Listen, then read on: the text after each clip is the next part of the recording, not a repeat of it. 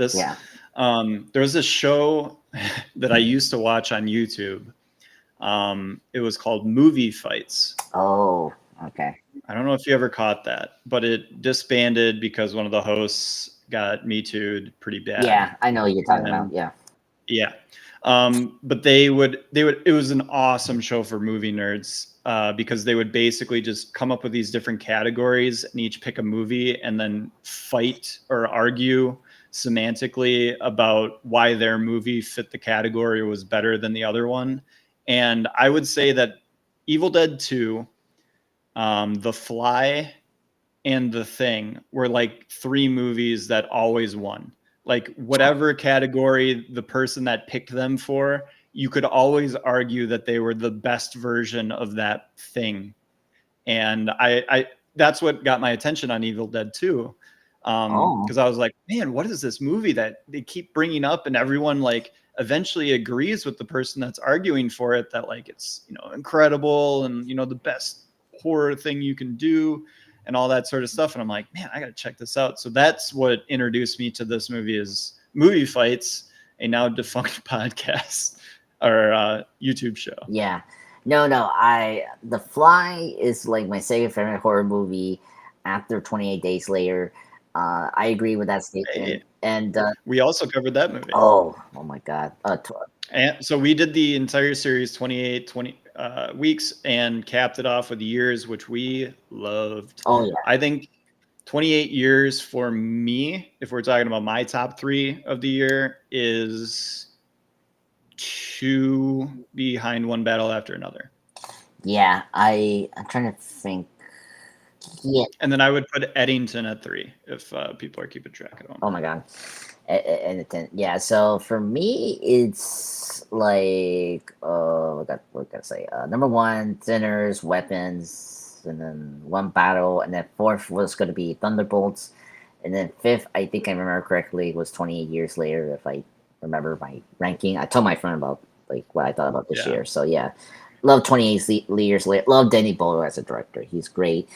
And when I heard, My guy. yeah, when I heard he was coming back with Alex Garland for this, I was like, oh my God, heaven and moon. Could not be more excited. Exactly, and the trailer, then So since I got you and now knowing that you like 28 weeks, so Chris's main criticism, and I love being able to give his side of it without him here, is that he likes the movie quite a bit. Okay. Rated it at about the same level as I did, but he said it is really hard for him to rewatch because of how bad of quality it is.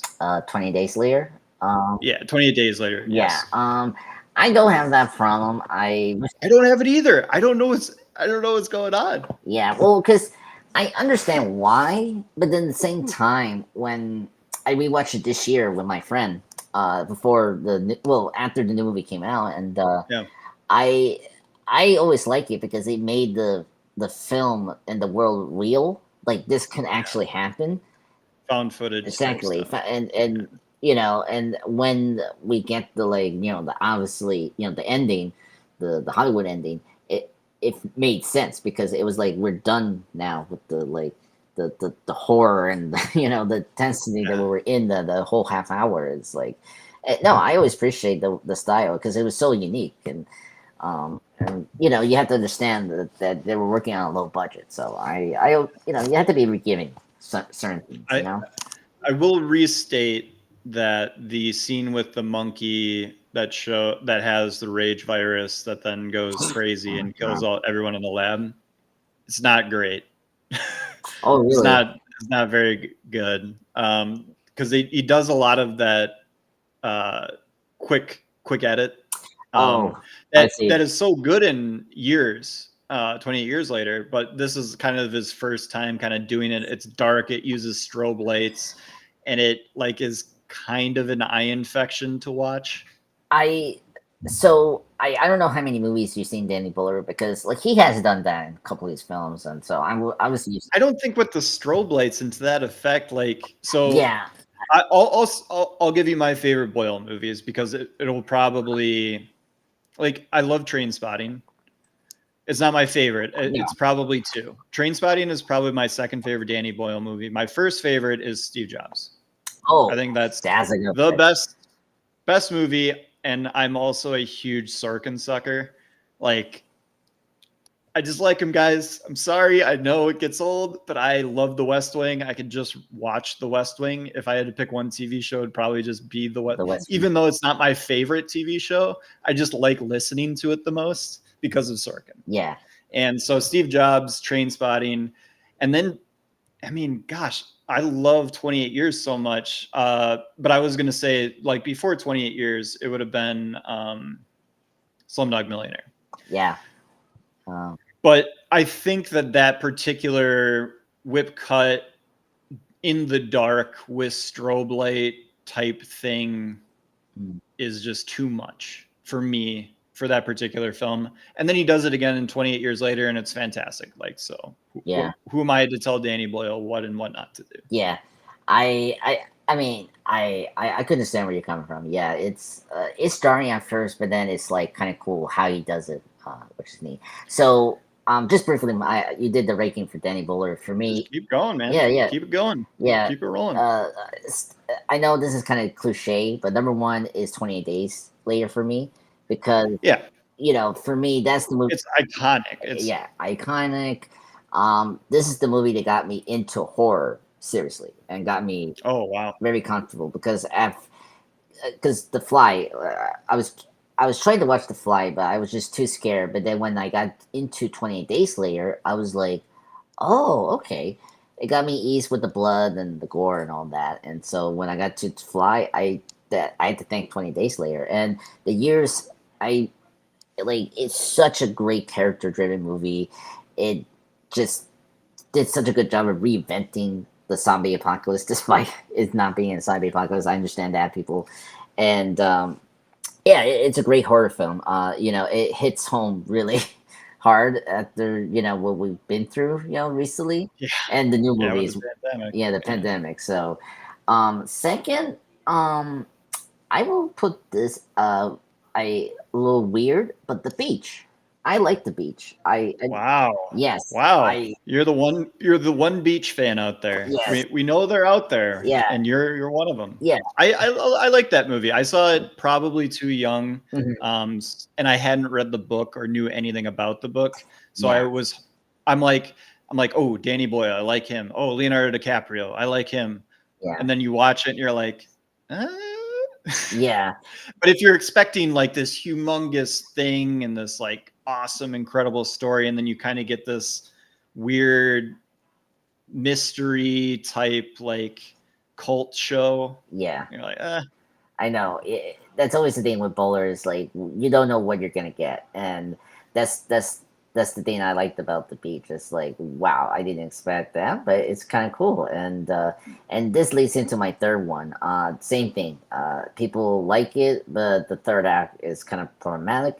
Is Sunshine. I love this movie. I think it's an underrated sci-fi film. This was the last time Alex and Danny worked together before they went back together, and 28 years later. Fantastic science fiction film, very ensemble cast, recognizable actors if you know them. This is a big Chris and me movie. So it's not in my top Boyle film just because of how much I love Danny Boyle. Yeah. But Chris and I bring this movie up a lot as like a hidden classic. Yeah. And we also talk about Alex Garland a lot because we both really like Alex Garland projects. Oh yeah. I mean, Ex Machina, amazing film. And then fourth, I will put Slumdog Millionaire. I just recently saw that. This year or last year or something like that. Love the movie. I'm happy he won the Oscar, but personally for me, Dark Knight should have won the Best Picture and Nolan should have won Best Director. But that's just my opinion. So that what year was that? 2008? Yes. Yeah. 2008. Boom.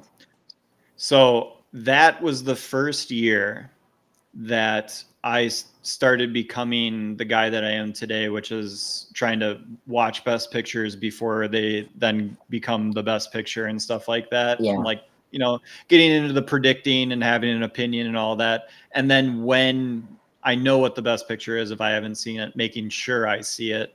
And it was because I'd seen The Dark Knight, obviously, Yeah. and was like, that should win, that should win, that should win. And then it doesn't win. I'm like, what the hell is Slumdog Millionaire? Yeah. And then I watched it because I'm like, you're just gonna, because I had then set a goal. I was gonna watch every best picture from 1990 to the present. And so it just came up in the list. Mhm. I fucking love Slumdog Millionaire. And I'm like, I get it. You know, superhero movie. It's never, you know, after you start to understand best picture Yeah. winners and stuff like that, you're like, it never really had a chance. So I'm okay with it now historically just being Slumdog Millionaire. And I appreciate that Danny Boyle got an award because I think he's so talented. Yeah. And I wish it would have been for Steve Jobs because, Mhm. again, I think that movie is almost perfect. Yeah. Yeah. And speaking of Steve Jobs, I'm gonna put that as my number 5 because I love that movie too as well. It's one of my my favorite biopics films. I like. Yeah, I love Aaron Sorkin as a writer. I mean, come on, The Social Network again. That should have been Best Picture, but you know, whatever. You can't handle the truth. I just recently saw The Feel Good Man, and it's like, Oh my gosh! you know, and it's like it's so annoying to me that You need me on that wall. yeah. Oh my god!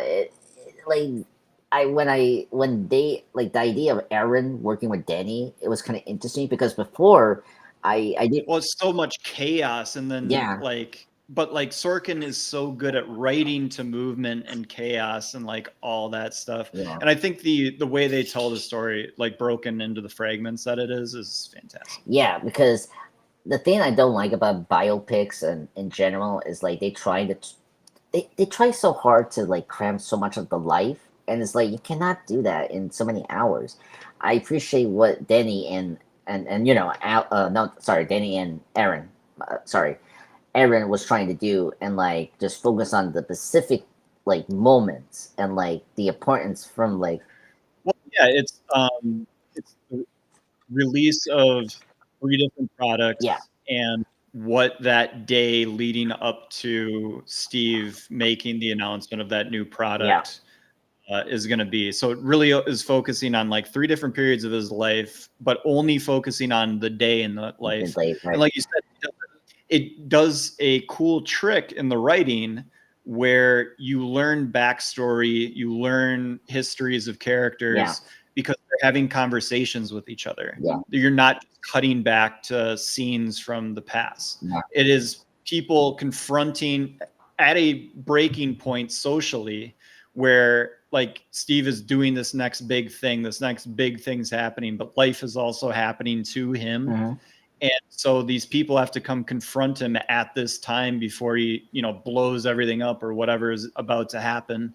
And they're using his life and like what has gotten him there to explain to him like all this other crap that he's like putting to the side, his family, like the estranged daughter, the wife, or the woman he had the wife with that he like won't even look like. It's, and Fassbender is just turning. Yeah.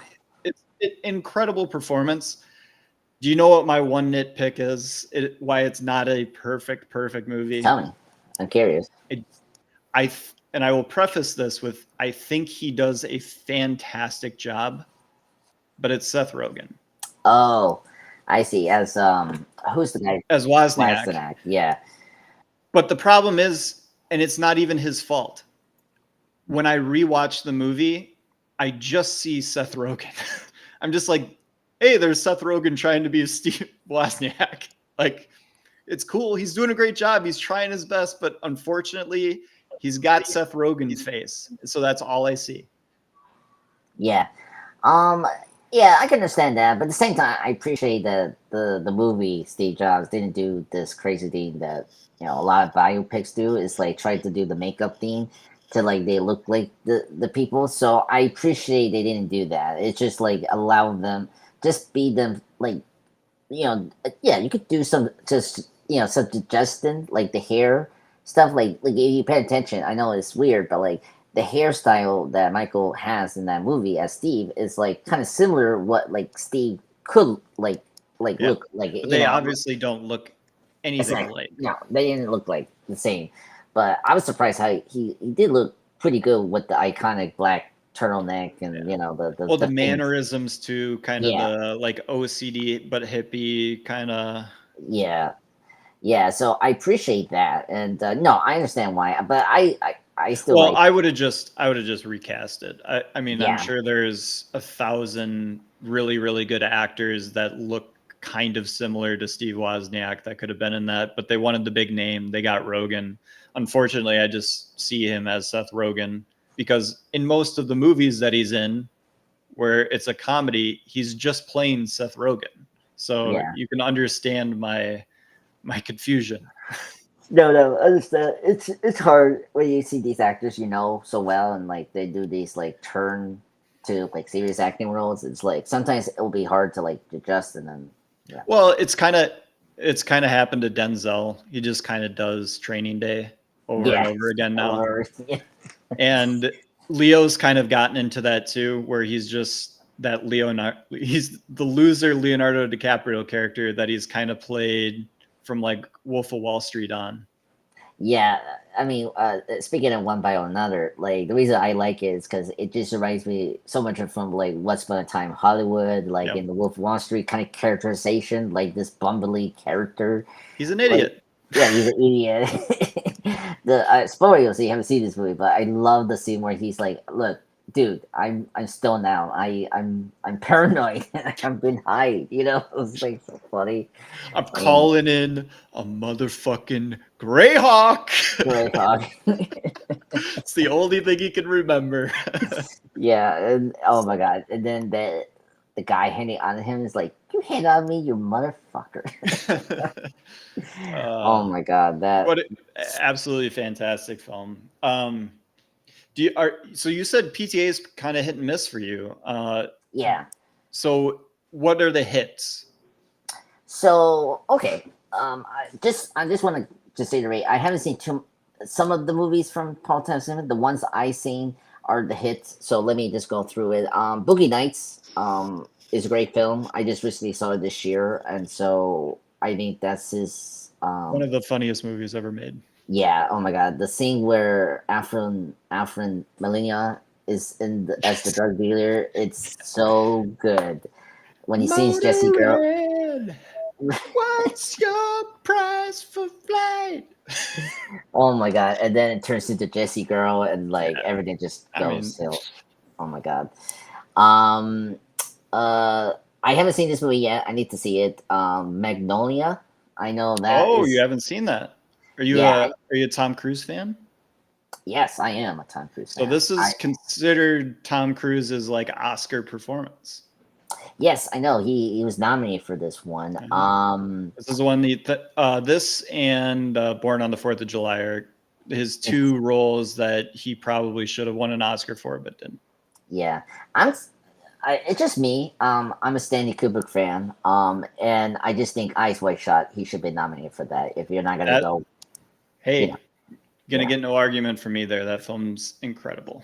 Yeah, so as a Kubrick fan, I'm like, why you don't want? I get why but whatever. But I get the movie is very controversial, divided, but it's still a great performance for Tom Cruise. But yeah, yeah, I need to see that movie. I know a lot of people like that movie. That's definitely like his high.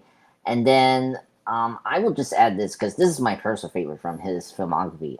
Punch Drunk Love, love that Oh, movie. yeah, Sandler. Um, Adam Sandler. I mean, I grew up with him. Yeah. I'm a young-ish guy, and him turning into like a serious actor is like what? And when you hear Punch Drunk Love, I'm like okay, and yeah, I totally see it. It's a great film. It's one of the best like romance movie, and I just think it's a wonderful movie. It's one of the best. I would say if you out there have not watched a lot of Paul Thomas Anderson movies, I would say that Punch Drunk Love is a very good entry point. Yeah, It's a little bit of an easier watch than a lot of his other films. I would also probably say One Battle After Another is a good entry point. If you've never seen a Paul Thomas Anderson movie, you want to kind of know what he's about, check out that film. It's in theaters. And then you'll probably dig his other movies if you like that one.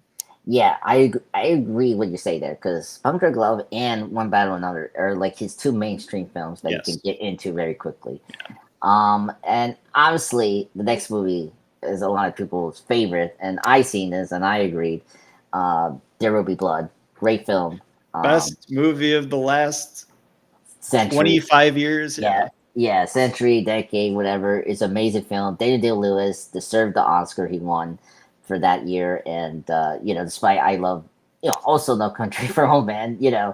I mean, Um, it's a tough beat for No Country. Would have won an Oscar for Best Picture any other year and happens to go against the greatest film in the last 25 years. yeah. So that was a great film, and I get why people like that. And and then The Master. I haven't seen that movie. I heard great things. I and the reason I'm bringing that up because it's the last time we will see the late great Philip Phil Seymour Hoffman working with Paul Thomas Edison. Hoffman. Yes. Yeah. And And yeah, he's a staple in all of Paul Thomas Anderson's movies until his passing away. Widely considered one of the greatest actors of all time. yeah, And he's great. especially in Paul Thomas Anderson roles where he has multiple just iconic roles. One of the best scenes in Punch Drunk Love is Sandler and him talking on the phone. Yes. Oh my And, God. just the ability to be in a room holding a phone to your head and the type of acting that is putting, like, it's incredible. Yeah. Oh my God. That's my favorite scene. I will just watch that clip all day because it's just so good. Just so intense but funny at the same time. It's It's like, incredible. I love it. yeah, yeah, I love it. And then jumping into that, you brought up your favorite, Fenton Thread. That's the last like good. So not my favorite. Oh, It sorry, was my bad. third, number three. So I'm a There Will Be Blood, bro, whatever. Like I already said, best movie of the last 25 years. Yeah, yeah. And then my second would be Boogie Nights, Boogie Nights. just Okay. because I think it's the best comedy of the 90s. Or shoot, now I stuck because it is the second best comedy of the 90s. My favorite comedy of the 90s was made by the Coen brothers, and it is The Big Lebowski. Oh my God. But two movies that are very similar, kind of in ways, Boogie Nights and Big Lebowski. Yeah. No, I agree. Yeah, I think. Sorry about the miss. Oh no, mishap. yeah. But I do love Phantom Thread a bunch. Like Yeah, yeah. Third and Thread, great film. I think that was the last time that was a great Thomas Edison film because, I mean, he's coming back, but that was like the last time we were supposed to see Daniel Lewis. So, I thought like Edison did a good job of like a different movie from his filmography, and that was the cool thing. And it was focused and like well paced, and it was a well rounded film. I did like that. Funny too. Yeah, very funny too. Yeah, and then after that, the misfires. I mean, they're not bad. It's just like I don't personally care for it. Or I I haven't seen some of them, but like I did see In Her Vice is okay. I just wish it kind of been more focused. That's a dud. Yep, I Yeah, agree. and then I didn't see what's that movie? Licorice Pizza. Yeah, look at this pizza. It's fine. Is how I describe it. It's like a net straight to Netflix level movie. Yeah. Okay. And then this is first debut. I mean, Heart Eight. I like Heart Eight, but it's not as strong as some of his films. Later on. It's his first movie. Yeah, exactly. I mean, he made Boogie Nights like 2 years later. Yeah, and that's a big jump, and yeah. So but he's still like. Don't think The Missus is like a bad thing. For me, it's more of like he's a good, consistent director. It's just some movies will land for you, and then there's some that like, okay, I don't know. Yeah, I mean, There Will Be Blood is definitely not for everybody. It is a 3-hour long epic about an oil man, 1900s. Like, yeah, it could seem a slog if you were not interested, but yeah. It's also just a classic American, just cinematic masterpiece, all at the same time. And it's about America in a way as portrayed by Daniel Plainview? Is he not what America was founded upon? His ruthlessness, his drive. It's just everything. It's kind of everything that the Brutalist wants to be, and kind of like Adam to God, almost touching, but not quite. And that's why the Brutalist didn't win Best Picture. Yeah, I saw the film. I liked it. It's funny you comparing that to Derby Blood. For me, I just thought it was just a copy. Well, not a copy, but like it was similar to the other Brody film. The Pianist. yes, you know. And I was like, okay, well, about Architect, and I was like, okay, and it was very long. I was happy at least there was an intermission. There was. You know. Did not expect, speaking of rape trees, Oh yeah, that. yeah. I was with my friend that time. The Like, old what the heck? catacombs. Yeah, and yeah. Well, at least I appreciate the wife calling it think out. I will say to so I really love that film. It's just not There Will Be Blood, which not a lot of movies are. No. That scene shook the theater that I was. Mm. I think people were either like, "Whoa," but there were definitely some people that were like, "Fuck this movie! Like, I'm done with it." And Yeah. that was when a lot of people gave up. Yeah, then I was like, when he started to call him out, I was like, well, it's like he's so drunk, and then he comes But like, just oh a my God. titanic Guy Pearce performance, though. Yes. He is worth the price of admission to watch him do his stuff. Yeah, that's the thing. I love. I mean, it's not my favorite movie of 2024, but like I love it because of Guy Pearce, because he's such a great actor. He's such an underrated actor. Like, dude, the performance in Memento is so Yes. good. Like, it's almost indescribable how good he is in that movie, and the fact that like no nominations, not really talked about in the greatest performances of all time, like just Yeah. kind of, and it's even because of how the story is told, his performance gets lost in all of that. And if you have seen the movie enough times like I have, you start to Yeah. notice his performance and you're like, holy shit, this guy is incredible. Yeah, I'm a big Nolan fan. When I got to Memento, it was great, and I just didn't understand why he just didn't get as big as he should be. And Yeah, it's he's like, handsome, like he can do action, he's like in good shape, so like you'd think he would have gotten tons of roles, but yeah, and so it was just weird, and yeah, I mean, of course, everyone knows Memento because of the nonlinear structure. People talked about that a lot, and it's like, okay, what about the performances? Like, that's the key thing, like yeah, Joey Pants too, Joey Pantaleone. yeah, He's great. he's great. Fantastic. Also, like back-to-back roles in The Matrix in '99. I think Memento is either 2000 or 2001. 2000, yeah. Yeah, so like back-to-back years, Joey Pants in Matrix, one of the greatest movies of all time, and then Memento, also a fantastic movie.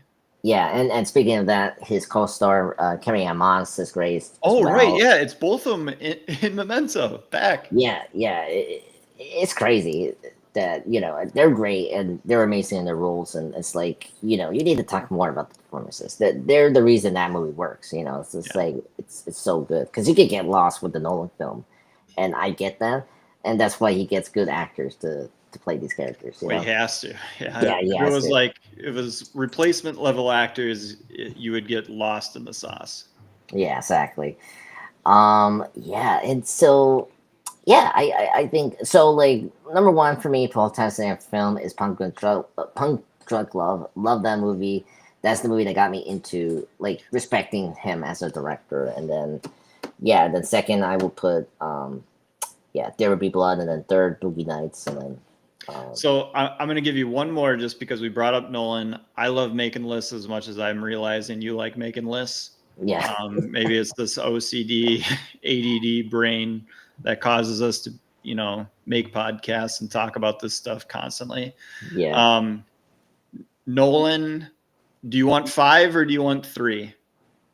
Oh my god. Just give me 5, please, because All I, right. I need to mention his other films. Yeah. Nolan, but you got to go from 5 to 1. I need you to save the one for last. I'm pretty sure I know what it's going to be, but let's go from 5 to 1. Your Okay. favorite Nolan films. I won't keep you any longer than this, but we got to hit it. We've talked about him enough. Yeah, sure. Okay. Oh my god. Let me. This is on the spot, people. Yeah. Can I put on my Instagram to like check my list? Go for it. Yeah. Let me. Can I say my number 1? Because I'm very confident on my number 1. Is it Dark Knight? No. Whoa. Okay. Yeah. Go for it. It's Inception. Oh. Okay. Yep. Yeah. So Inception, my number 1 favorite Nolan film, because it's one of the greatest sci-fi films ever made. I love how he did the concept on in a dream, and so I thought he did a good job of executing that in such a perfect way. And I think he should have won for Best Director. He should have been nominated for Best Director. I don't think he was nominated for Inception for Best Director. So I was very annoyed about that in 2010. And I think Inception should have won for Best Original Screenplay that year. But unfortunately, the fucking movie King's Speech took it, and I'm like, what the hell? And not a good movie. Yeah, not a good movie. I mean, it's more annoying they won for Best Picture, and like The Social Network should have won that, and director for David Fincher. But anyway, the Academy hates Fincher. Yeah, I mean they hate everything apparently, horror and superheroes, and yeah. Oh my god. Anyway, yeah, that's my number 1. And then you brought up Dark Knight. Number 2 is Dark Knight. Okay. As a Batman fan, if anyone knows, if you see my channel and all the Batman stuff I did, I love Batman. Yeah, Dark Knight is number 1 Batman film. As a Nolan fan,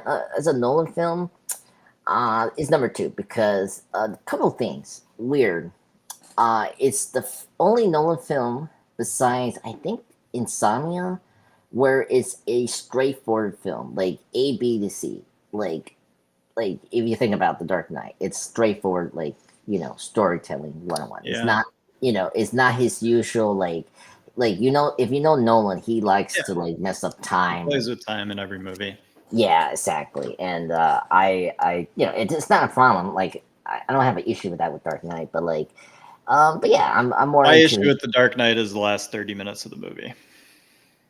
Yeah, and then of course, the finishing minute of the movie is incredible and like as good as it gets, but the from Lucius Fox seeing the screen till Lucius Fox destroying said screen, that's the worst part of that Batman trilogy in my opinion.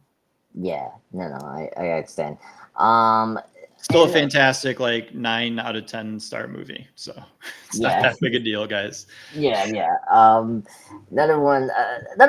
I just don't care is the Rachel Batman relationship. Like, I get what they're trying to do with that, but it should have been more consistent. And the change of actress doesn't help. I was going to accuse you of that, Andre. So I was going to say you just don't like Maggie Gyllenhaal. Hey, I like Maggie Gyllenhaal. It's just like she was a better improvement over Katie Holmes, but like from an acting standpoint, I would agree. Standpoint, but no, it's a great film. Love it. I saw the film twice in theaters when I was a kid, and I was very upset that it didn't get nominated for Best Picture or Director, but at least it did help change the number of nominees for the Best I mean our guy won for Best Supporting, so we got it done. Yeah, we got it done. And just wrapping up The Dark Knight, of course Heath Ledger's performance as Joker is amazing. I love that. Best villain performance ever. Okay, and then third, no surprise. I mean, it's the recent one, Oppenheimer. Great film. Finally, he won Best Director. I was so happy when that happened. I was like, I didn't see it on TV, but when I saw the Twitter, I was like, yes. Fantastic movie. One of the best movies of 2023. Did he get Best Adapted too? I think so. I need to. I think so. I'm pretty sure he won Best Adapted too, which would be his first writing win also. Yeah, exactly. I think Jonathan was also on, because I think Jonathan co-writes everything with him. So Yeah. This not really. He was co. Jonathan wasn't in Oppenheimer. He was in for a couple of other ones. But yes, I'm just checking right now. No, so it won for like other things for best picture, director, best actor, and best foreign actor. I don't think it won for adapted one. I think it was for something else, if I remember correctly. But yeah, so love this movie. It's one of the best epic biopics. Like this is how you do the biopic, which I like. It doesn't force too much of like the life of Robert J. Oppenheimer. It just focuses on like his importance of building the Manhattan Project, and that's a good direction. And yeah, I just really love the movie. Love Cillian Murphy. He's a great actor. I know. Again, from 28 Days Later, when he's a great collaborator for Nolan, and I think he delivered one of the best performances, and I thought he was great and in the film, and I was happy he won for best actor as well. So great epic film. I was very happy how it did well back in 2023. Okay, then the last two, fourth would be surprising. I don't know, like again, it divides people, but I like this movie. Dunkirk is a great horror. it will be featured on my list. Yeah, Dunkirk is a great war movie. I I like war movies. I don't like the ones where like you, I mean, I don't know, like you want to care about these characters, and then like Saving Private Ryan is a good example of this. I like that movie, but I'm frustrated sometimes when like that character. What's that goddamn character I hate the most? Appa, or whatever his name is. It's so. Appa?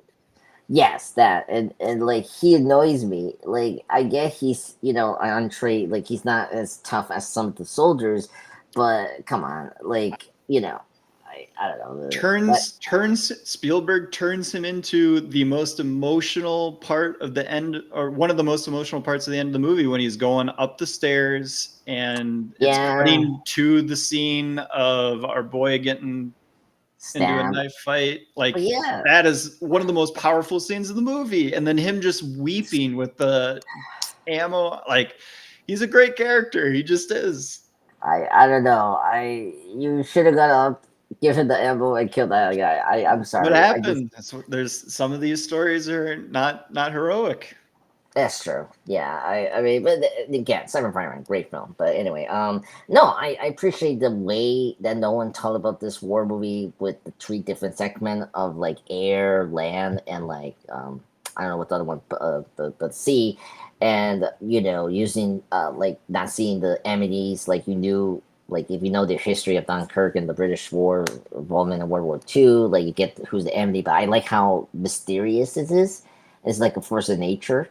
And yeah, it's a fantastic war movie. It's so cinematic, and like I hated I missed this in theaters, and so I was very happy. I saw it in IMAX.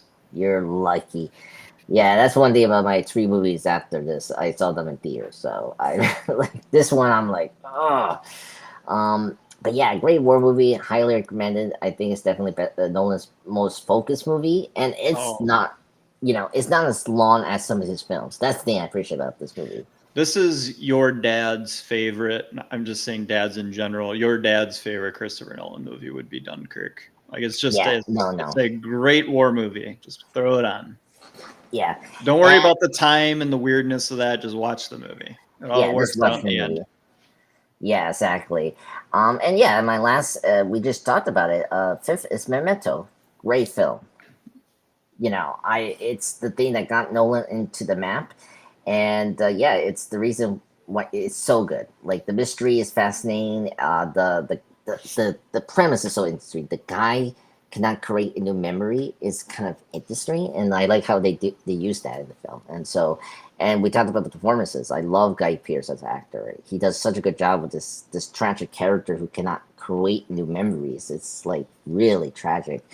And seeing these people like Joe Penanti, Carrie Ann Moss, using him, for their own, fairs, and all that. If you've seen the film, it's like, oh god, and the nonlinear theme structure is very interesting. Like, awesome. And just give a shout out the composer, because I know Hans Zimmer and Ludwig Ludwig Erikson. Yeah. Erickson, great composers. David, I forgot his last name. It starts with a David. He was just the first composer up to the Prestige, and Okay. he's a good composer. I like his music, and the score for Memento is really great. It really elevates the atmosphere and the tone of the film really well. Speaking of Prestige, that's my number 5. Oh, really? Oh, yeah. That. So this was my second Nolan. Memento was the first Nolan I ever saw. Okay. That was just one of those in high school that like one of the upperclassmen was like, check this shit out. And yeah, I was like, I gave it back to him and I was like, oh my God, movies. And so I saw the Prestige next. I think I ended up renting that. I don't know if I saw it in theaters, but I knew it was a Christopher Nolan movie. I knew I was going to like it. And it is one that, as I keep revisiting his movies over and over again, it stands out more and more and more.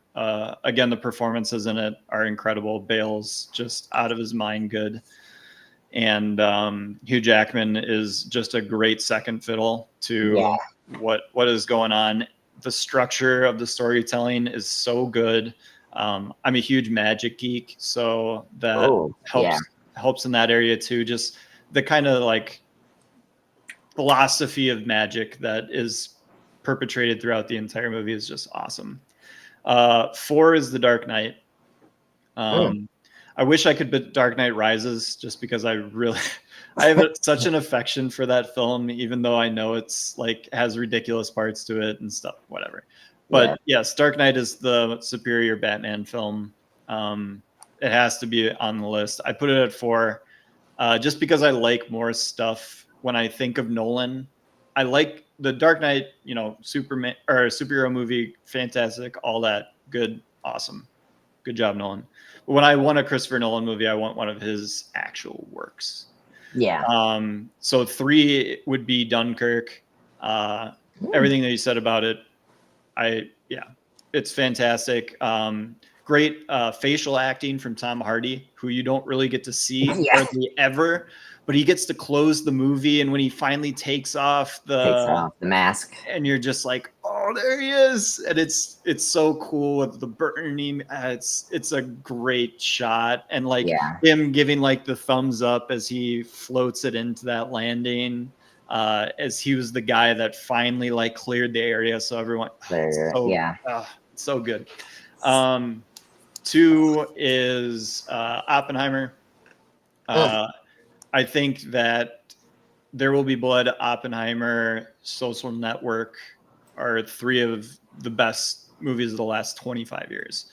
If I were to start any list with that as the title, those would be on it. And then my number 1, which wasn't even in your top 5, is Interstellar. Oh, yeah.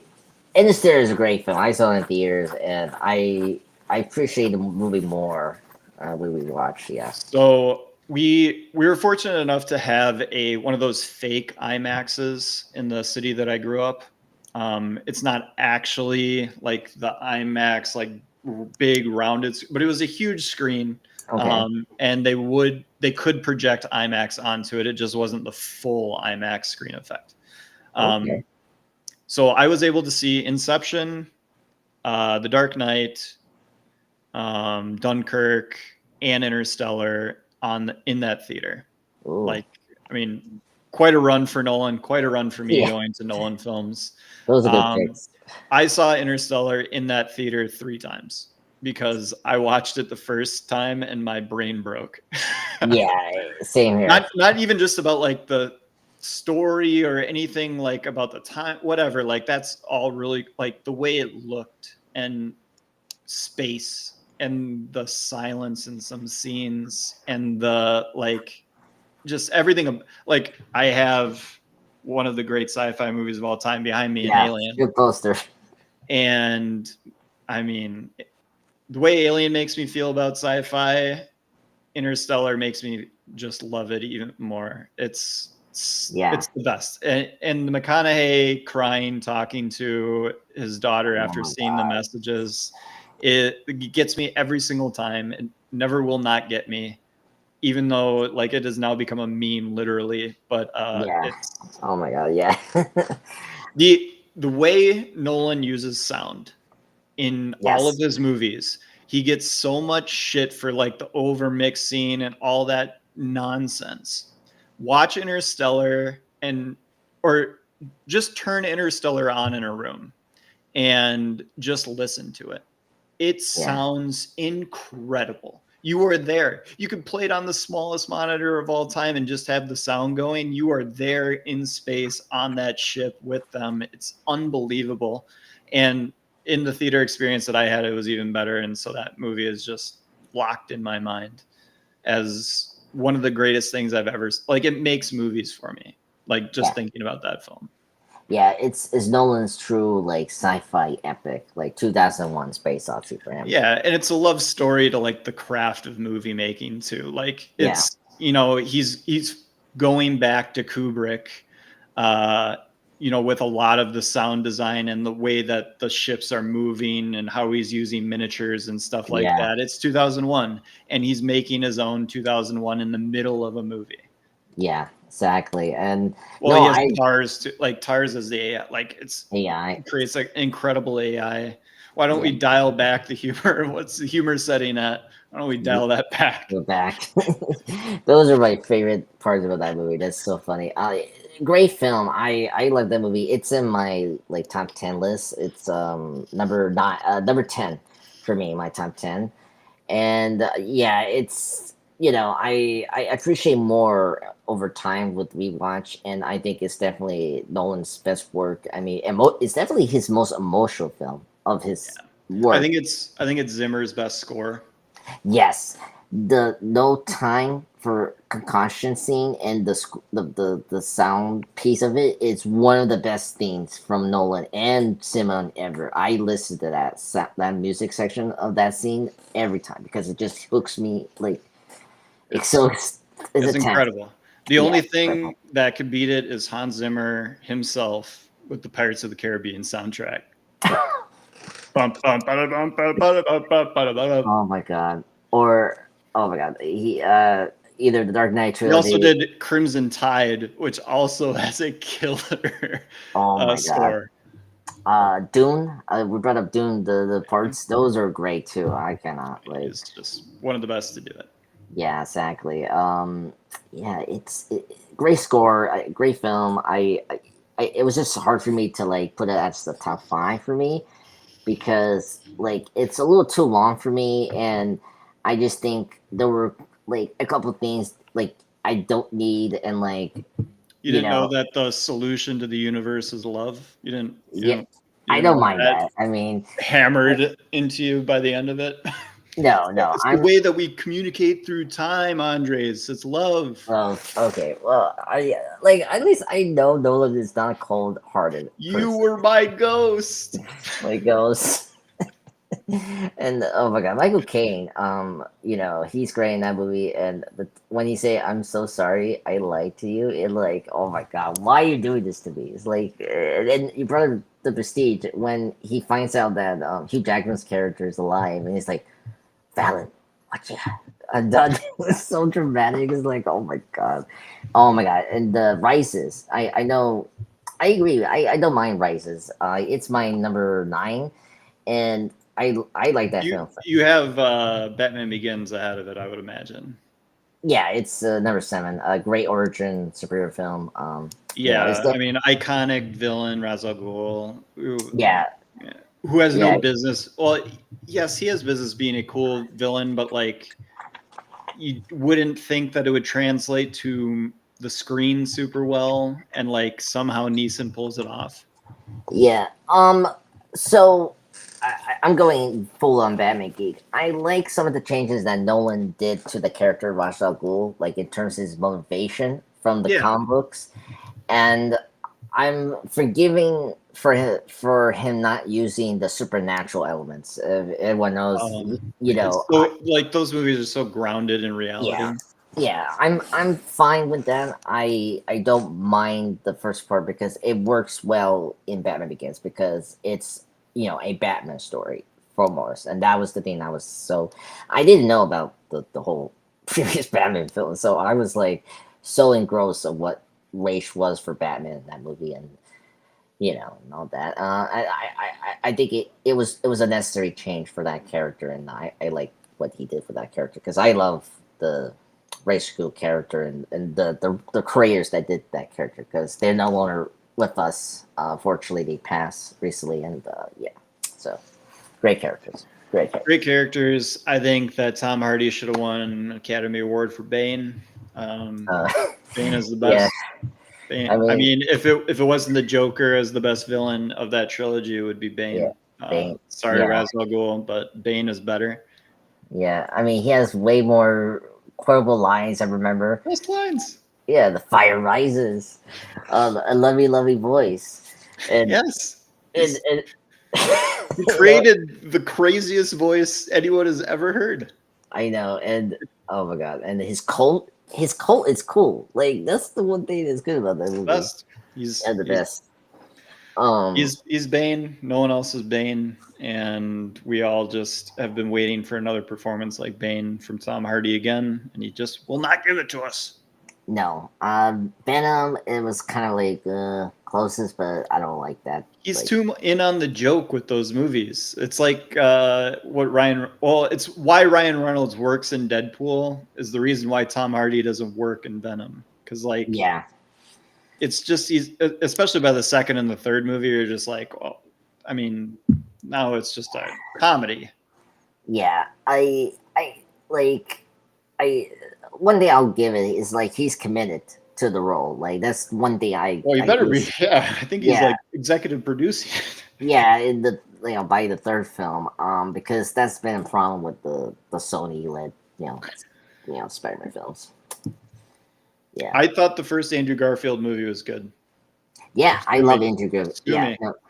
I love Andrew Garfield as Spider-Man, and I was very sad that he didn't continue Spider-Man his trilogy and all that. But Yeah, and then gets outshone in what's it, No Way Home, with everyone wanting to see Tobey Maguire again as Spider-Man, and they're like, yeah, "Oh yeah, Andrew Garfield's also here." yeah. Well, I think he got the great resolution as his character than Toby. Like at least Toby was more like a fan service Oh because yeah, for sure. he had a proper trilogy and like like his character was like properly sent off. Despite Spider-Man 3's problems, but like I appreciate that we did things to like move like did something with his character emotionally, like him saving MJ, paying off from Spider-Man 2, like that. I really appreciate that. And all that worked. And then his villains, like I like more like what Electro was doing than number 2 and all that. But yeah, it's always going to be tough because like Raimi trilogy was so iconic, and he had the best two Except for the actors. third. Yeah, the villains were great. Willem Dafoe as Green Goblin, and then Alfred Molina as Doctor Octopus was great. Better. Yeah, better. I Yeah. think I think I would put Spider-Man 2 as like one of my top 5 favorite superhero movies. Like it's Oh, so good. I. It's really tough for me. That was because of the Spider Verse films, and it's like live So action. you wouldn't put Spider-Man 2 as the best Spider-Man movie made? No, I will put across the Spider Verse. I know that's going to be divided. Yeah, so I totally get the fan stuff with that film. Like I really dig those movies. It's just not it's such a different medium that they're Yeah, able to operate in, so you can just do more. So I guess I'm more impressed with what Raimi did in 2. yeah. I'm not gonna like I know like if I take out the Spider Verse films, I will definitely still put Spider Man 2 at number one Yeah. because they're like I still love the first Best two. villain. Yeah, best villain. It's the most iconic shot with the Yeah, most iconic scene. Or besides, I suppose the upside down kiss is the most memorable scene from from the first three. But yeah. like the subway scene is the best scene. Oh yeah. I mean, fantastic like action scene, like one of the best superhero action scenes that like Period. literally. Period. Yeah, and him getting carried by the pedestrians is so like emotionally powerful. And it's like, and then the people telling him we're gonna keep your secret is Yeah, so just a guy from the neighborhood, man. yeah, exactly.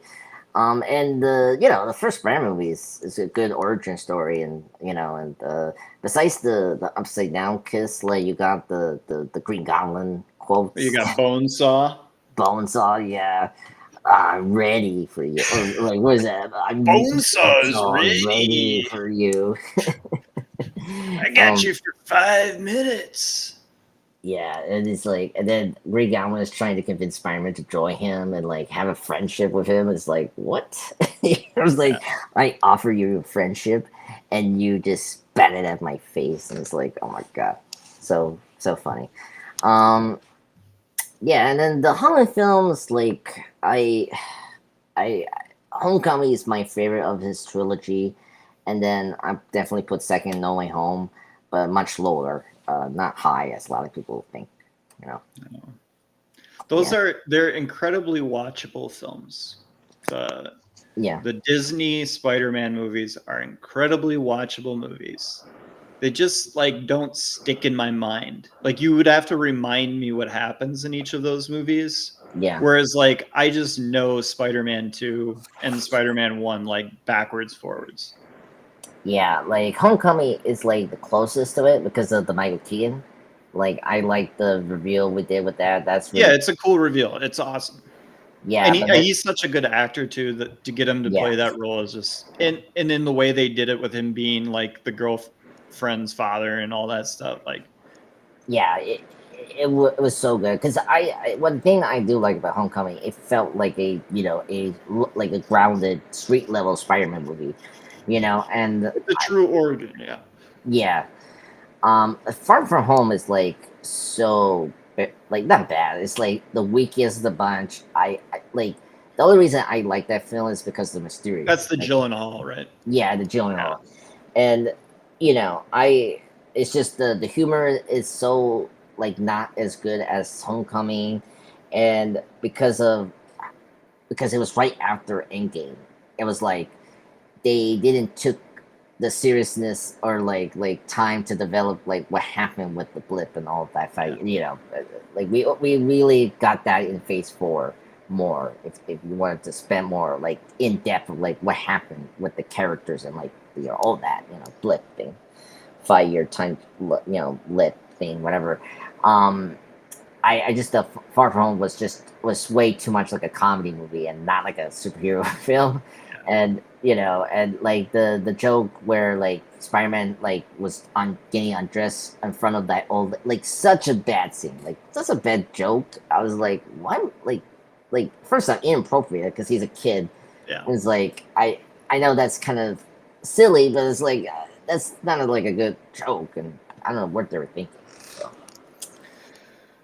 yeah. Spider-Man 2 still the best unless you allow the Yeah, yeah. Spider-Verse movies in there, and Yeah, then you so have yeah, to give into the anime side of things.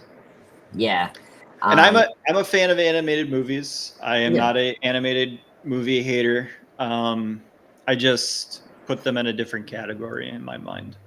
yeah. No, I understand. Yeah, it's tough, but some of these animated stuff do better than some of the live action stuff sometimes. Like Oh, the for bat, sure. like the Batman directed, slash theatrical release animation movies are like the best, compared to the live action ones. Unfortunately, Oh yeah, yeah, yeah. it's like Max Phantasm is a great film.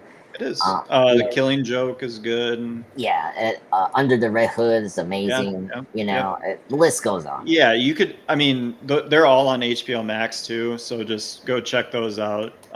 They're Yeah. usually only like an hour and 10 minutes, and they're killer Batman movies. Like Yeah.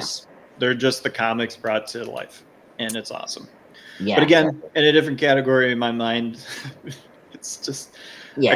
I can never really compare the two because, like, I mean, I watched Inside Out, the first one, like last week, and just bawled my eyes out again. I Oh love my that. god. But I like, it's not. I would never like try to compare it to like The Notebook I or if like things that make me cry consistently. oh my god, the Notebook. I mean, it's definitely the better of the Nicholas Sparks films, but if you You know, put like me, Safe Haven. oh god, I don't know what you're talking about, but You don't know Safe Haven? I think I remember the movie. It's with Kobe Check out Safe Summers. Haven. Yeah, and I think I remember the like I spoke like I know It's this one. Julianne Hough, who is Jonah like the Hoff. dancer. She's on Dancing with the Stars now. That's what Okay, she's known yeah, for. yeah. Um, Okay, that's the and movie. she's like she gets into a domestic fight with her partner and I think kills him accidentally, but in self-defense. Self defense. Okay. And she like runs away and ends up in this like coastal South Carolina town and runs into this man who had lost his wife in a tragic way. Oh, And okay. they become friends, and he has a daughter, and Mhm. they become friends and all that. And love Yeah, abounds, and then there's a crazy twist. I'm that's not even kidding. There's an insane twist. see, I know this twist because it was funny when I was because I wasn't gonna see the movie and I was like, what's going on with this movie? And then apparently Kobe Summers' character is a friend of Julie Hunt's character, right? And then Yeah. she's the ex what not ex wife like Oh, you the don't know that. yeah we don't know that she's this ghost. She's the lady friend that is a part of this neighborhood that she's now become a part of this community. Colby Smulders is just her buddy. Yeah, yeah, I know the twist. Turns out she's a phantom. Well, not really a phantom. She's a figment of Julianne Hough's imagination because she is the dead wife of the man she is falling in love with. Yeah, great twist. I mean, I don't know. Incredible film. Incredible film, yeah. 10 out of 10 stars. A win any night. If you put that movie on any night of the week, you will not be disappointed. Oh my god. Okay. It won't blow you away. You may not even be happy, but you won't be disappointed. Yeah. Okay. I definitely check that out. Now, yeah, I seen The Notebook one time ago in school, of course, and it was a good, decent review. Viewing. I mean, of course, the actors Ryan Gosling and Rachel McAdams is great, and at least they carry. Yeah, early on. Stars. Yeah, Future Star, really great. And the only movie I didn't see bits. I seen bits of it, like Walk to Remember. I know that's a Nicholas Sparks film. That was a good one. But yeah, but Inside Out is a great film. Like fair enough, great emotional film. I mean Pixar film, of course. But my personal favorite that gets me sometimes is Up. Up is my favorite one. That's your Pixar movie, all right? Yeah, tear jerking and just a fun movie. Squirrel. Monsters Inc. gets me every time with Oh my Boo and God. Sully. That Yep. kills me. And Yep. then I had another one. Why can't I think of it?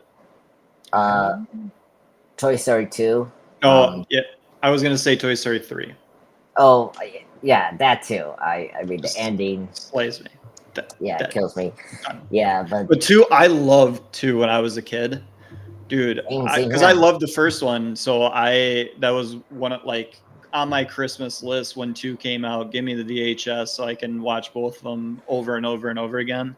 I love 2. Yeah, same here. It's like derided. It's like way down on people's lists all the time. I'm like, what? Stinky Pete. I know, right? The scene where he's repairing Woody, like it's so good. Yeah, From like I a know. technical standpoint, like it looks incredible. What are we Yeah, doing? yeah, leaks better like in terms of animation from the first movie, Yes. and the story is great, and we'll learn more about Woody, like his Yes. background.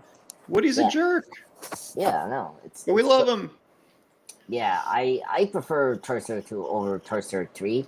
No offense, but Yeah, like I mean, it's a more like I adve- agree. No, I totally agree. I think 2 is better. 3 just has the emotional kick in the butt. yeah, well, it's a great wrap up for a Yeah. trilogy, which I like 4. I like for. Forky is an incredible character. I know they don't like. I know people don't like these two characters. The Key and Peele characters, dolls, whatever Yeah, they are.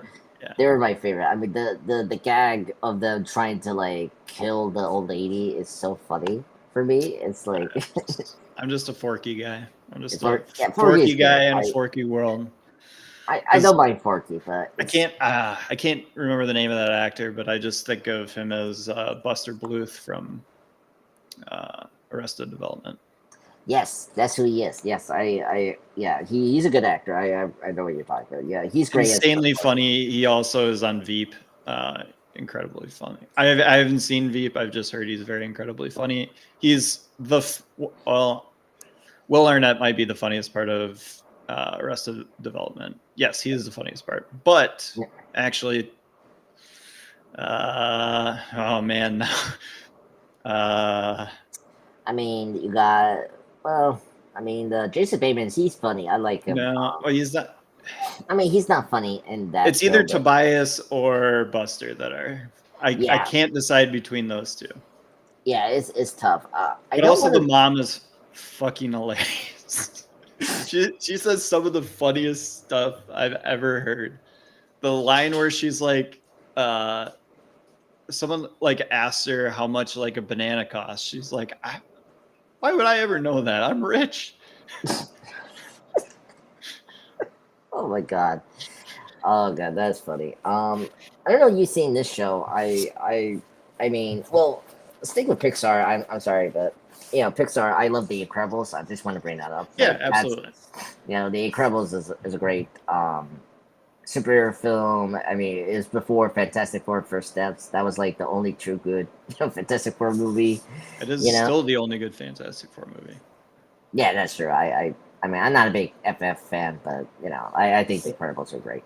So whatever. No, Um, I totally agree. I think 2 is just as good as 1. yeah, I need to. I'm so scared because I haven't seen the sequel yet. I need to see it and see how You good. haven't seen 2? No, Oh, I, you'll get a kick out of it. yeah, I look. I love Blackbird and I love what he does, and The Incredibles is a great film, and I always worry what with these sequels that Pixar's done. It's like, They do but it. They do it just right in every way that you would want the movie to and story to progress. yeah, I You will get get an around. yeah, you get an expanse of the powers. You get to see them in cooler or newer situations. It's like it's kind of a convoluted like story, whatever, but like they get through it, and you get more Jack Jack. Oh, that's true. And I saw in the trailers they have a raccoon, so that's great. I love Oh, raccoons. dude, Jack Jack versus Raccoon. Oh, They battle. okay. They They battle. battle? Oh my Oh, god, that is cool. I mean, Okay. if that doesn't sell the movie for you, Jack Jack versus Raccoon battle royale in the backyard. They Yeah, throw down. that's cool.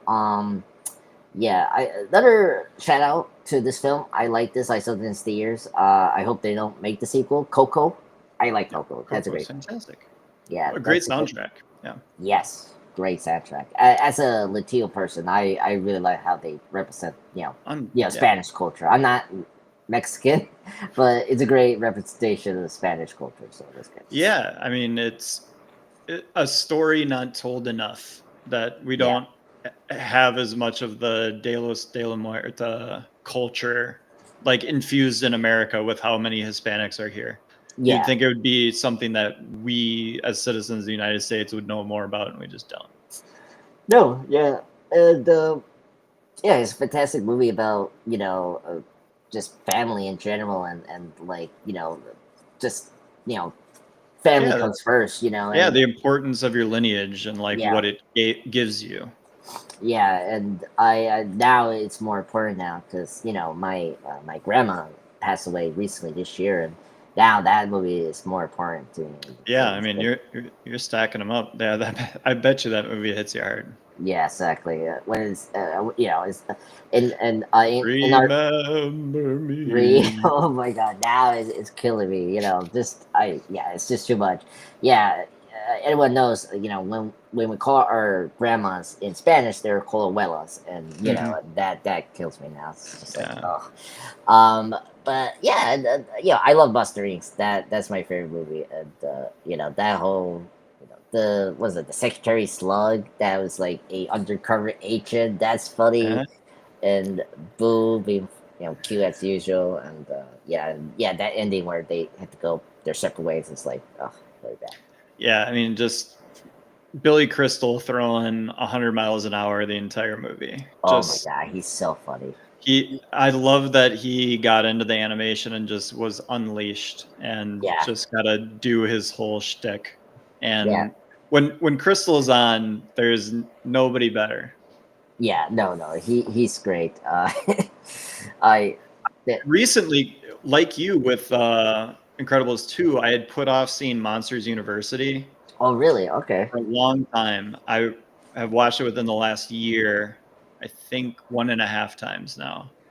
I yeah, think it's fine, and I was a little disappointed, but it was fun to spend like an hour and a half with my friends again. yeah. Same here. Yeah, it was a decent prequel. Um, I it I was just a didn't like Sully being mean. It hurt my feelings. Yeah, I it was kind of obviously to do with their friendship. Like they were like Well, yeah, enemies, and then you they, know where it's going to, yeah, but you're go like, why into do you have to be so mean up until then? yeah, that was funny. I did like I did like I appreciate that like was it Steve Buscemi's character like knew Mike Nelson. Nelson. Yeah, oh great character, love him. I like that they were like former friends, and then Yeah, the he's the spurned like spurned one. turncoat. Yeah. Yeah, so I think that worked. But the thing I like about that movie was just the slug. I don't know. Do you remember the slug that was getting to the classmate because Yeah. he's a snail? He's slow. And then the end of the movie and the post credits, he's like, "I made it," and then like the whole like he missed the whole year of and classes, and I'm like, "Oh my god, that's perfect." And then he got There's those movies are definitely worth watching multiple times just to notice little things like that in the background going on because they do pay attention to detail. Yeah, that one of the best unique worlds they created. The monster world is so cool and fascinating. Yeah, just the idea of the doors is, that's how the monsters. It's cool. Yeah, yeah. Yeah. Go ahead. Go ahead. I was gonna say, Andres. I mean, we could keep doing this for hours and hours. Yeah, I'm If sorry. there's any, no, you can keep going. If there's anything else you wanted to bring up, movie wise or not, I'm sure we will ask you to come on again.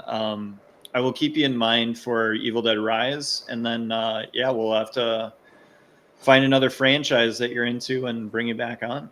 Oh yeah. No. Thank you for inviting me for Evil Dead 2. It was a pleasure. I love Sam Raimi, and I was very excited that this and Rise was open because those are two of my favorite movies of this series. I think they're like the top best of For the sure. Evil Dead series. But yeah, but this one was more personal for me to get into because it's the last thing I did with my dad with before his passing. So I was like, yeah, let me get on to talk about this movie because I haven't done like a talk about this movie yet in the MCU. Bleeding Edge. Yeah. So shout out your socials, and then where they can find you, and then what are you working on? Yes. So, first up, let me Andreas Pop Culture Channel Presents. Check me out on YouTube. I do have an Instagram. You can check out there. It's just Andreas Pop Culture Guy, and that's mainly I use. And I do have a Threads, and it's under Andreas Pop Culture, where my main content is all pop culture things, movies, TV, and any of comic book stuff. And I create content with that. I do movie reviews and TV reviews as well. And mainly I do that over the MCU Bleeding Edge. You can check me out that as well. Yep, Where shout out MCU Bleeding Edge. yeah, so and this week's content schedule yesterday, I had to come back from Canada. I did the Daryl Dixon episode 6 review with Jeff, so check that out. Tomorrow I'm going to do, me, Jeff, and Cyber are going to review episode 3 of Marvel Zombies. And then I think How's this that Friday. going? You like that? Bless you. Oh, sorry. It was good. It's okay. Oh, I wanted to tell you before we left. I gave up on Peacemaker.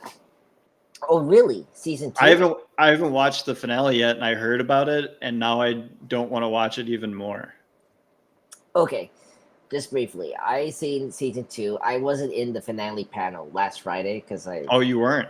No, I was. Going. Well, with I'm my- on like episode 5 saying I love the trajectory of this series, and then it happened, and I'm Yeah. watching the next 2 episodes, and I'm like, I don't like this. This sucks. We predicted all of this.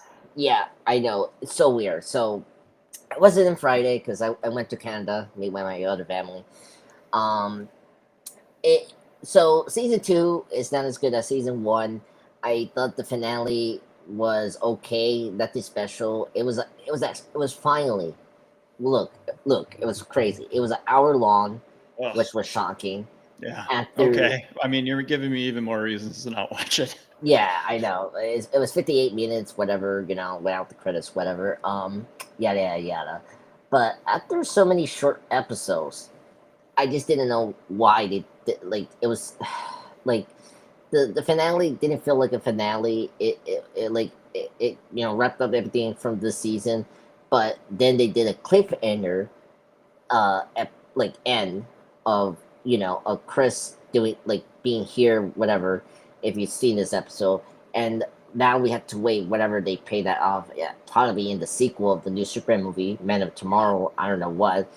Yeah. And I don't know when we're gonna get a season 3, but I hope so because I want them to kind of like do more Peacemaker because I like Peacemaker.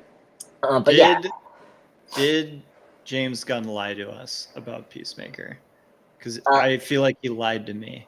he lied to you. Okay, I don't know. It's just me. I don't think he lied to us. He I think told did- me it was like his favorite thing he worked on. It's so stupid. Everyone predicted it. They're like, there's no black people here. What's going Yeah. on? Like did he think that was clever? I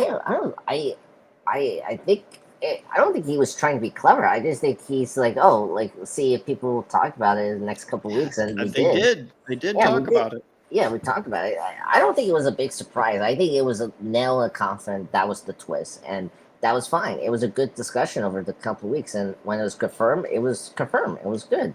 It wasn't like that like awful thing like Westworld or like whatever like J.J. Abrams twist that like pissed me off. It was like it was a solid twist, and I like because it was executed right in the episode. Like they actually revealed that it was a Nazi Earth.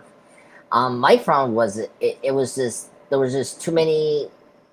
It dismissed a lot of opportunities of storylines that I kind of wish they spent more time with in this season, and it was because they did so many short episodes. It just didn't have time to do these like certain episode like storylines, like the whole Rick Flag thing. I like it because it's a good follow up to the first season and Suicide Squad, but in paper it's like why we needed that like we don't really need that. It's just it That felt was like that was in episode 3, which is largely considered the best episode of that series. yeah, best episode. And then I don't know, it was just like the way how they like Gunn was Yeah, using. I think they squandered it. I think you're saying Yeah. they squandered it. It had good bones to it. It could have been something better than it was, and like I just so I do like talking about TV now because I can actually pull my critic brain into this after I just talked glowingly about every film that we even mentioned in the last 2 Yeah. hours. TV does bring anger out of me that movies just don't. Like it the storyline with the Nazi USA or whatever is just a layup. It's a layup. Like, do something challenging. Like, that's not, you think it's challenging, maybe you think it's punk rock or whatever. Like, let's do it. Let's go all the way. It's just not, and it's not the right show. Or it kind of forced it into being the right show to do it because of everything they did in season 1. But it's just, I don't know, man. Well, It's too easy. It's the easy way out. yeah, I see where you're coming from with that. My problem with it, like, I like it, but I want to spend more time in that universe. That was the problem with the storyline of the Nazi Earth. It was like a cool concept, and I thought initially they were going to spend more time in that Earth. But because they wrapped it up so quickly by like episode 7 for the finale, I was like, really? Because plus again, there was like a couple of like threads that was loose, and I'm like, when you're gonna pick that up? And I don't know, like I just wondering what's the like why we're doing this multiverse thing anyway. Like, I'm getting tired They of this didn't have multiverse. to. They didn't have Yeah, to. They could have saved it for another season. If they really wanted to do it in season 3 or something. Like, yeah, Peacemaker season 1 was great because it was just stuff happening like in that town. yeah. Like, Oh, it had that like small energy to it that was awesome, and this like tried to make it too big. yeah. I think so, but like I think they were trying to keep it smaller, which I like in this season. I think this season was a good character-driven show, where like season 1 was more like a plot-driven show, right? And it was more action. That's the thing too. Like, I think this season was less action, which I think that was kind of a problem for me. Yeah. Um, but yeah, I don't know. Like, I think there was just too many storylines that I cared more, and like they didn't spend time on them with these short episodes. So yeah, Well, but yeah, it's just tough. It's a tough world out there in the superhero TV landscape. yeah. I'm not calling this the best of this year. I think it still goes for Endor or Alien. Like, now that they're at the top. Well, Um, it's not even close. yeah, not even It's close. And Andor. It's yeah, Andor. well, yeah, Endor's number one, definitely. I like teased my thoughts about the Alien TV show. You can listen to all my thoughts on our feed if you'd like. Ooh, I need to check that. I hate it. Oh, really? I No, really hate it. I loved the first 2 episodes. I loved the basically movie, mini episode movie, and 5. then yeah, Yeah. fantastic stuff. But as a whole, it is a rotten apple, and I didn't like it. Uh, this is a weird like sample. It's a good peach fruit, but not for everyone. So that's how Yeah, I view it. there's enough fan servicey stuff in it that like tickled me, here and there. But I was so out on the Xenomorph and Wendy connection. It's just like, this is like the part of Alien that I don't care about. Mm. Like, just keep the Xenomorph the villain. I don't want it to befriend someone. Like, it's my least favorite Alien movie is Resurrection. Like, Yeah, by far. I know. Like, Everyone's least it favorite. Yeah, I know. like, I like Alien vs Predator and Alien vs Predator Requiem more than Alien Resurrection. Oh So, man, like, I yeah it's awful. yeah, it's awful. But so when I get a whiff, Andres, of Alien Resurrection in any of my Alien movies, I am allergic to it for the rest of the time. So I don't like Romulus because of that. I Oh, don't like the TV show because of that, because there is just that whiff that I can't get out of it. I can't get out of it. It's like, when you take that sniff from the milk, you're like, is it bad? I don't know. But even if you have the thought in your head, you're not going to drink it, and it yeah, might not be, but you have the thought. So I just can't get there with Romulus, and I can't get there with the TV show. yeah, But I love Alien. I love so many other things about the Alien franchise. It's just like the last 2 things have just been stinkers to me. Yeah, I, it's tough. I don't think we had a good solid project of Aliens since Aliens, so it's going to be tough to like You lift up. don't like Prometheus and Covenant? I mean, you say it stink. Like Alien Covenant is like a stink. Prometheus is like, You're lucky Chris is not on. oh really, Chris? Oh, Chris uh, thinks Chris had we did all the Alien movies. It's like what we built this show off of mhm. was us covering the Alien movies, and he thinks that it goes Alien, Aliens, Covenant. Really? Oh my god. I mean, He loves Prometheus and Covenant. I love Prometheus, and I think that Covenant does kind of rule. I'm a big Alien 3 guy. yeah. I mean, I understand why Alien 3 people like, because it's a good, like, it's a decent film. That is my second favorite. I think I Oh, ended up making it no, I made Prometheus my second favorite. It's my okay. third favorite Alien movie. Okay. Like, Making lists again. yeah, like, I mean, I don't mind Prometheus. It's a very interesting, like prequel. I like the risk they took. I understand why people, We went down. It's actually funny now in hindsight. We did talk about it on the episode of Prometheus, but we mhm, got like super duped by this YouTube guy, mhm. this like Swedish dude that was like, there's stuff written in the script and here it is and it's about the creators and like here's what you see this in this frame, we decoded it and everything, and like this is what it actually, and we got like deep in the weeds with that, so we were talking crazy theories about that movie. Yeah. I mean, the Like Ridley Scott like figured out how life was created on this earth. life is great. Yeah, it's a really interesting. Like, I like that's the concept I like about Prometheus. That like the idea of like these aliens created us. That I like. The engineers in general is great It's so idea. cool, it's Yeah, it's really cool. incredible. Yeah, I don't have a problem with that. I mean, first off, we have the best one of the best synths ever. Dave is a very fascinating character. I mean, he David, is. Yeah, he David. is our favorite character from any of the movies. Yeah, exactly. He's the only reason that Covenant like is good. Is because Yeah, of him. Yeah, yes, he plays like both parts. exactly. I but at the same time, Walter yeah, and David, my yeah, two favorite characters in Alien. yeah. I love that the names are reference to the producers that did the series, which that's cool. But my problem with Covenant, it just did the character assassin thing, like Secret Invasion. They killed off, Dr. Shaw, which I didn't like, and But it's a great ending. It's a good ending. But yeah, but I want to see more of her character and with David and like what they were going to do to explore the engineer's world. Like I want to see that, but we didn't. We didn't kind of get that, but it was a different way they did it in Confident, and Well, and, well, yeah. you know, Well, there's the switcheroo. You think it's Walter, but it's David. yeah.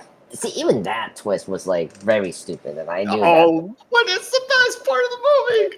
Yeah, you knew it was David What? because of the cut, with the cut of the cheek, and it was kind of obvious. It's a great job. It's also one of the best xenomorph kills at the beginning in the room. Yeah, Like there's some really really really cool stuff.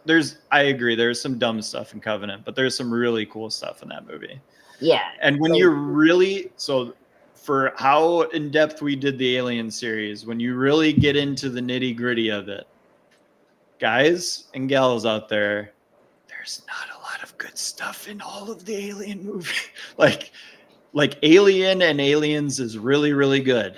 It's really good, guys. They're really good. The rest of the movies, you gotta find the pieces to yeah, really grab onto.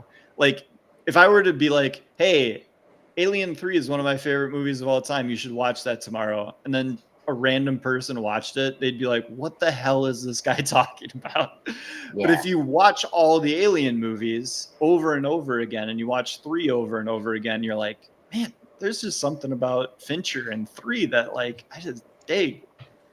Well, It's such a cool world. Yeah, no, I get why you like Alien 3 because if it's the last time you felt like the director's vision for the Alien film, because the thing that worked with the first two is like you could tell it's a Yep. Scott film Yes. and a James Cameron film, Yep. and that film, Alien 3, it felt like a different feature film. Like Yeah. despite that's his first time, and like you could see Despite his him never talking about the film and not yeah, recognizing it as something he made. yeah, which I understand because he was dealing with so many. My entire argument was David Fincher is such a good director that he essentially handed this movie off to the studio and like gave up on it, and they did whatever, convoluted bullshit that they wanted to do with it or whatever, and then you watch it and you're like, that's a David Fincher movie. He's Yeah, so in the DNA of anything he touches that you just know it when you see it. yeah, exactly. I it's just for me and everyone, it's a valid criticism. I mean, or just it's a hard, tough swallow for the film after Aliens. You were happy that Ripley had a family now. With Newt and Yeah. Hicks and killed him off from the Right beginning. away from the Why? jump. Yeah, from the jump is like I love yeah, it. I hate Newt. yeah. I mean, look, like One of the great Newt detractors on the internet, oh my Andres. god, oh my god. Get I kids out of movies. Okay, I mean, she wasn't as bad as some other kids, like I don't like, it She's wasn't. bad. Oh, she's the worst part of that movie. Wow. All right, we will. I had to disagree, but she was fine. Like I'm not gonna call it like an Oscar performance. It was a I decent. Yeah, You know, I totally get it. Yeah, I mean, I shoot, Michael Bean. We talked about because we did Terminator 2, and mhm, I did a shout out to my guy Michael Bean, who should have been one of the most successful actors of all time if yeah, James Cameron didn't just keep killing him off in his movies. yeah, Like you could like just keep bringing them back, guys. Just keep bringing them back. yeah. Yeah, Michael Bean is so great. He's He's great in so Aliens. dude. When's the last time you watched the first Terminator? Oh my god, not like 5 years ago or 6. Check it out. It rips so hard. I know T2 is the best and it's unassailable. The Yeah, first Terminator is so good. Michael Bean is so good in it that yeah, it is insane that James Cameron kills him off. yeah. I don't know that is true. And then he gets killed off in Aliens, not by James Cameron, but David Fincher or the producers, which is crazy. Well, Yeah, he was yeah. pretty good. He's great in Tombstone. Just want to give a shout out that he's a great performance in that. In Tombstone, great film. He has a rival with the late great Val Kilmer. Yeah. Great western film. Yeah, I believe he had some substance abuse issues and was out of Hollywood for a while. But Yeah, I think so. Right, with Michael yeah, Biehn. Yeah, yeah. He's kind of a tragic story. yeah. It's kind of sad, but yeah, that's my problem with Alien 3 and that. And then Confident, like you brought up the stupid mistakes. Like that's the thing. Just like Prometheus, but far worse is that the colonist people were making so many stupid mistakes. Like I get in horror movies, like you have to make characters make stupid mistakes. I get that, But but you like Alien Earth? I mean, yeah, I like Alien Earth, but not like it's not gonna be a top tier So Alien. so many stupid mistakes in that show, just all over the place. Yeah, What's the security going on this island? What are we doing? yeah, Like I know, but I mean, why are we not double, triple, quadruple checking these things? well, that's the kid's fault. That Why are crazy. the scientists playing so fast and loose in space with the specimens? Like she's eating a sandwich. What are we doing? Yeah, that was her fault. Yeah, okay, you got a point there, but but still, I um, argued that she was just bored by that point and was just like, whatever. boy, that boy, yeah, she was fascinated with the. Normalities of science be damned. I just do whatever I want now. I'm hungry. Yeah, hungry, yeah. Um, yeah, that was funny. But anyway, like, Do you like Alien or Aliens more?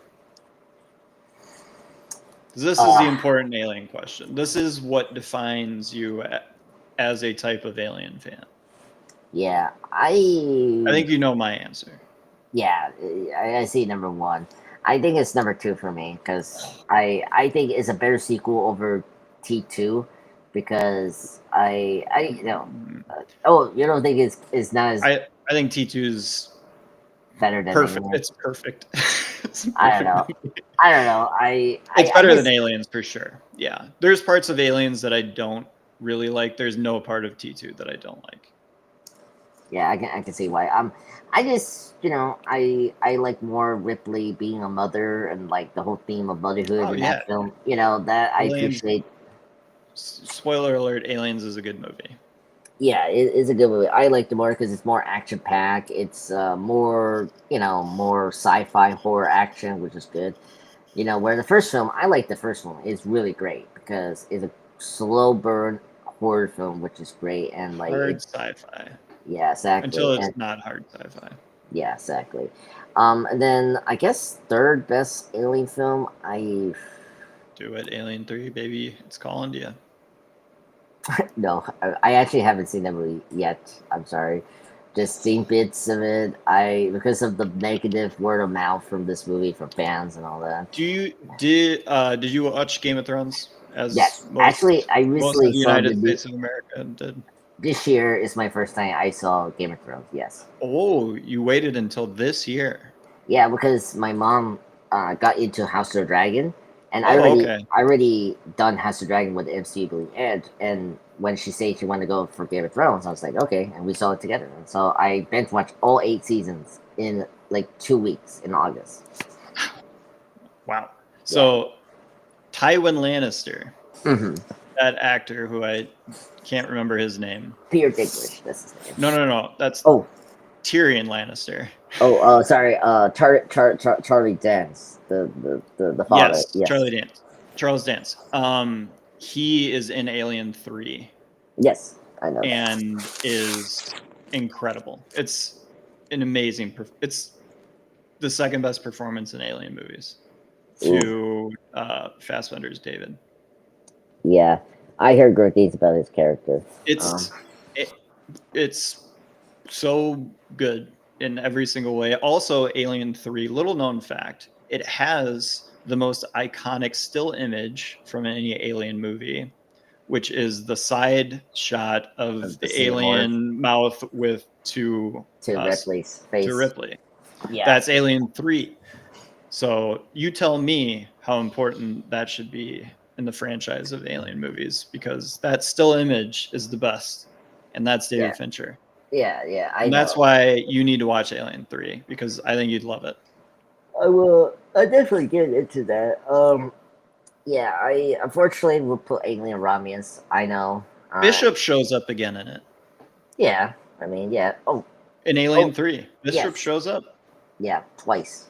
Just to let people know, there's twice we see the the destroy bishop, and then we see another bishop. But I'm not gonna spoil what. But yeah. Well, that's because his image, the way Bishop looks, is the prototype for all androids of that Androids. model.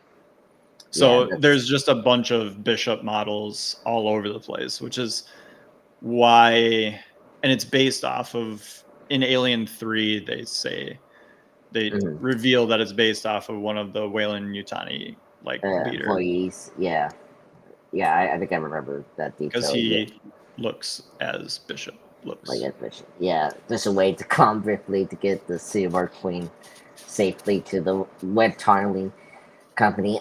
Yeah. So I like Alien Romulus. That's like here's the thing.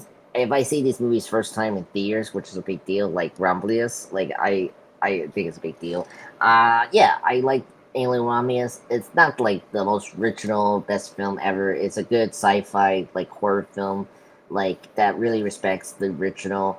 Like first off, we're gonna talk to his film, the Evil Dead remake. Freddie Alvarez, great director. I mean, I don't know, you seen Don't Breathe? Great horror film. The Oh, Don't Breathe. Oh, well, Don't Breathe, great film. I think you will like it. It's a really great, like, is that the intense. one with the blind dude in there in the Yes, house? Okay, yeah, I saw the yeah, trailer for that. I remember the trailer. yeah. Great film. I think you will like it. It's really fantastic.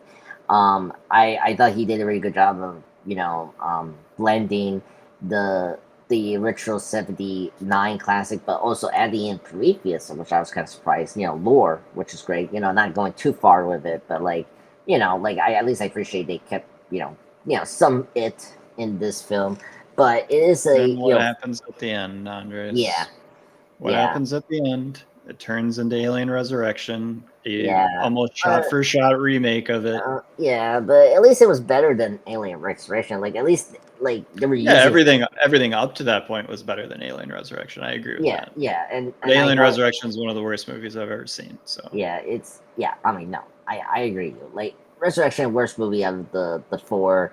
It's such a studio like community film. Like it's not even like you don't get the like. I mean, like that director is very good. I mean, he's great. I mean, I don't know. Amelie, Emily, and the city of Lost Children is very cool. yeah, But just not. He shouldn't have gone yeah, into the alien world. We didn't need it. no, and I thought that movie was very weak. But for me, the worst movies ever is really the MVP. I'm sorry, No, MVP, AVP MVP, sucks.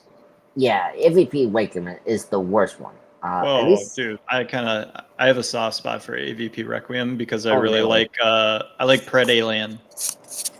I get a kick out of Pred Alien. Yeah. I like that idea, but I just wish they used it Oh, better. it's a really stupid movie, man.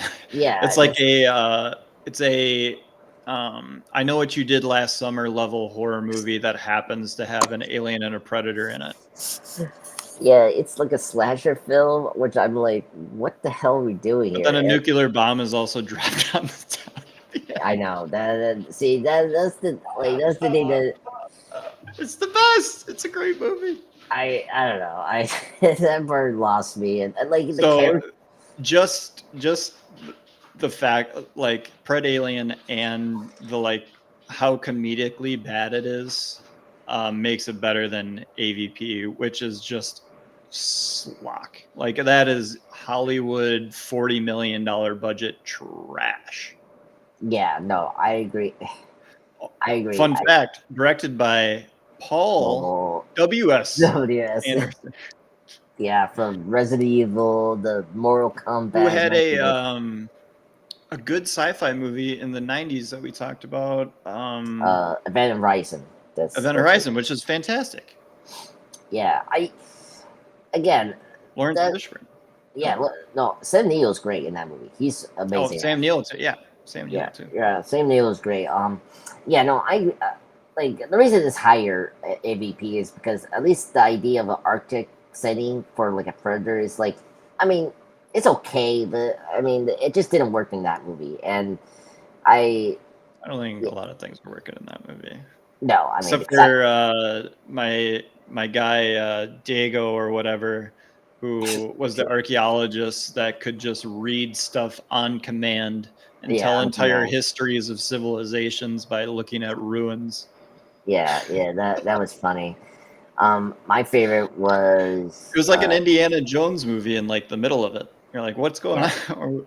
Yeah, and then he has that, like, yeah, what's like, and then he has that cap as like a necklace. It's like, okay, like why you want to keep that, and then apparently like Sana Lathan's just in the movie, like what? Yeah, that was weird. The guy from the speaking of Dave Bowler, transporting film, he's in this movie, the AVP first movie, and I was like, oh, he's in this as well. I was like, oh, okay. A lot of like recognizable actors. Yeah, I forget what that guy's name is, but yeah. Yeah, he's a good actor. But yeah, he's escaping me my name right now. But yeah, AVP very sloggy, as you were saying. It's such a slog, and the PG-13 doesn't work. I can see why you like AVP Wakeman more because it's Ray R. And that's honestly what it is. Yeah, and it's a slasher, and like slasher movies, once you're in that like mood, like they are what they are. Yeah, and I will give you a point here because I actually like the Predator in Requiem over the first AVP because the AVP, I felt like that felt more like an alien movie because they like respected the aliens, and then the Requiem felt more like a Predator movie. So yeah. I don't know. It's I've talked about it on our episode on it, but I have a very, very soft spot for AVP Requiem, and it Yeah. is a terrible movie, but boy, oh boy, does it make me laugh thinking about it. Yeah. Yeah, the Alien franchise is just like so over the place, and I feel like we haven't had the one that like really like universally ignite us to say this is a great thing. You know, it just Well, we'll bring it back, but yeah. I've kept you for long enough, Andres. Yeah, sorry about this. It was No, fun time. it's great. I'm probably just going to end up splitting this into 2 separate parts. We'll keep the movie separate, and then we'll just do a 2-hour movie talk with Luke and Andres as Yeah. a second video on here. Yeah. Yep, check out all of Andres' stuff. It's great. He's fantastic. Had a blast with him here today. Check out Franchise Addicts. We are on YouTube, Facebook, X, all over the place. I also just started a Discord. I don't think I'm going to get anybody to join it, but if you would like to join it, hop on board Discord. Just Franchise Addicts there. And you can chat with us there. You can post ideas for future franchises for us to cover, and kind of help out on the production end if you are that weird and want to do that. Check it out there. Thank you again, Andres, the pop culture guy. I mean, man, this was a blast. Had a ton of fun. Yes. Let's get together, make some lists. Yes. Yeah. I definitely want to do more movie lists and movies with you guys. It's pretty fun. Absolutely. All right. Yeah. Next time we'll have Chris on. We'll get everyone together. It'll be a blast. And thank you, Chris, for the chat. It was great to talk to you briefly, and hopefully we will see each other again in the next podcast or live stream. All right. Thanks, everybody.